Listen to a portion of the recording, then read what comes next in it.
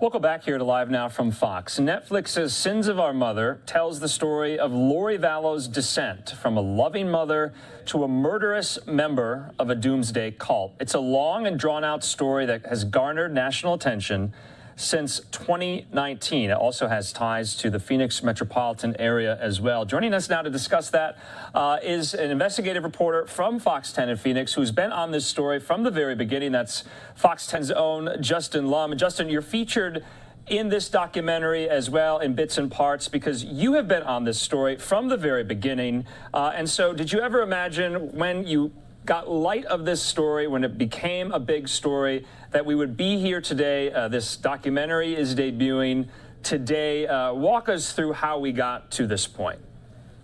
Well, Andrew, first off, thank you for having me. It's crazy to think nearly 3 years ago, really, our coverage began right here in this building. And we knew something was different about this case as we put the pieces together and the names and the players involved. We had to put it all out on a whiteboard, and slowly we realized that this was going to become a national case, getting national attention, already spanning multiple states: Arizona, Idaho, and Hawaii. So here we are now. A lot has transpired. As you said, this has been a drawn-out, twisted saga, and Lori Vallow and her husband, Chad Daybell, are now awaiting trial in January 2023, accused of murder and facing the death penalty due to their connection, alleged connection to the deaths of her 2 children, his first wife as well, Tammy Daybell. It is one bizarre case.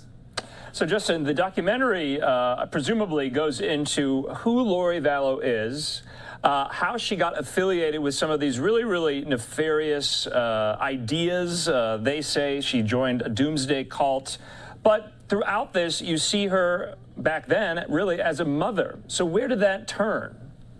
Well, Sins of Our Mother says it all. This is going to show you the perspective of her firstborn child, her son, Colby Ryan, who lives here in Arizona and really was going through all of this as he found out his 2 siblings were missing, not understanding what his mother was doing at the time, where she was, and why she wasn't cooperating with authorities, including the FBI at the time. So you're going to see that perspective of her son trying to figure all of this out as this case unfolded, as well as even her parents, other family members that were trying to figure how this all transpired, how this unfolded, and how she was starting to follow and become so engulfed in the beliefs, the alleged beliefs of Chad Daybell, who she really had been admiring from afar because he was a doomsday author years ago when she was still married to her 4th husband, Charles Vallow. So there was this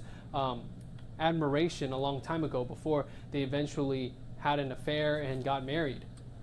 Okay, so Justin, originally they were adherents to the Mormon faith, and then you kind of, in the reporting you've done and what's showcased in the documentary, it kind of shows the deterioration and the descent into some of these conspiracy-related theories and beliefs, about doomsday, about the end of the world.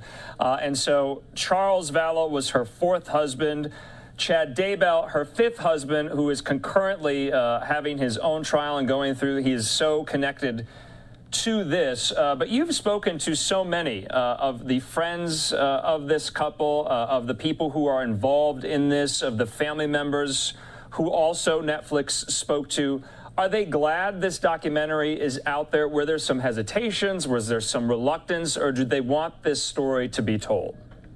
Well, that's a good question. I definitely have to catch up with those people and find out how they're feeling about the release of this docuseries, but I know they've always wanted the attention on the victims throughout this whole process. They want their stories to be told, specifically J.J. Vallow, Tylee Ryan, Tammy Daybell, and Charles Vallow, who really you're going to see a lot of through body camera footage that we had been uncovering through this case, where he is literally pleading with Gilbert police multiple times. Charles Vallow really opened up this case from the dead, because when we found the divorce papers that he filed years ago against Lori Vallow, he made these huge allegations that really made this case the case it is today. How she had believed through Chad Daybell's teachings, allegedly she was this, God, meant to lead the 144,000 into the New Jerusalem based on their doomsday beliefs that when the end of the world came, she would still be here along with Chad through this prophecy. And that was all laid out in the divorce papers, and we knew that this was something bigger. And then we uncovered more, what you'll see in this documentary, about the ability to see light and dark spirits. As weird and wild as that sounds, according to emails that we obtained between Chad Daybell and Lori Vallow, he felt he could judge spirits based on their light or dark level, and eventually they had come to the belief, through what investigators tell us, that JJ and Tylee had become dark spirits. Wow. As well as Charles. And it just, you really have to embrace what you're reading and what you're seeing as you're investigating this story, to really try and understand, even though it's something you would never hear in a million years in a normal setting here, right? Yeah. I mean, that's what I was going to ask next. So you really have to suspend your disbelief and get into their mindsets about, you know, what led them to this. Those were their motivations. And so I was going to ask, you know, Netflix has so many of these crime documentaries out there, and that's really one of the key facets that makes this particular story different. Would you agree?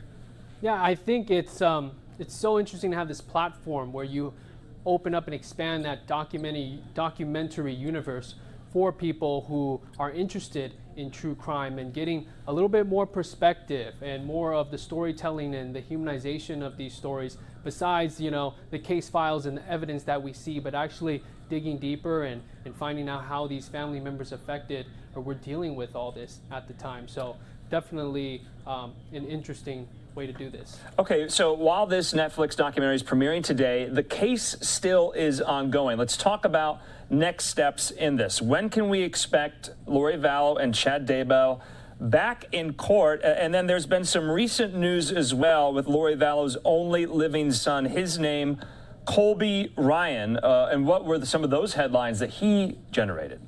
Well, first off, it seems like forever we've been waiting for this case to move on, move forward.